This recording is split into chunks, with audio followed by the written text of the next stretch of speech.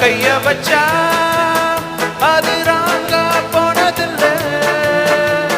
பெருசு என்றாலும் சிறுசு என்றாலும் சொகுசு என்றேதான் தரப்பம். இந்த ராஜா கைய வச்சா அது ராங்கா போனதில்ல.